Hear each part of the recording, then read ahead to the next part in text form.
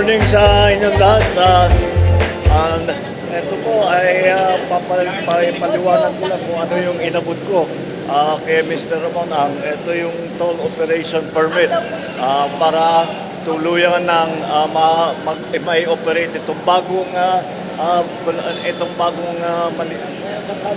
maiksi lang pero malaking bagay dahil dito yung traffic. May iwasan ang traffic dito. It will save approximately 1/2 hour ng traffic sa ating mga commuter, sa ating mga travelers.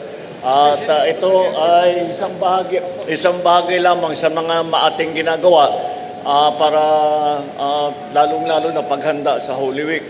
And one of the other things that we have done is already bubuksan natin ang connector road mula Cavitex hanggang sa C5 para tuloy-tuloy na hindi na sila bababa from the highway. At mabubuksan na rin yung from Cabanatuan to papuntang Cabanatuan.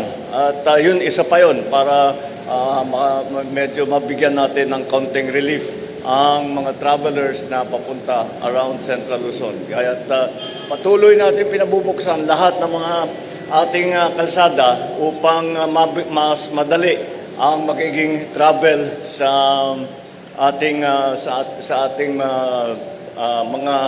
mga kababayan, lalong-lalo na ngayon na may Holy Week. I am sure napag-usapan din namin ni Mr. Ramon ang mga pagpasok ng fuel sa atin at in terms of crude oil supply, dahil pinapasok nila ang crude oil para i-refine dito sa Pilipinas at may save iba ang presyuhan kapag nagpasok tayo ng crudo mismo, ng diesel, kaysa sa nagpasok tayo ng crude oil at tayo mag-refine. Mas mahal yung magpapasok ka ng refined na diesel na.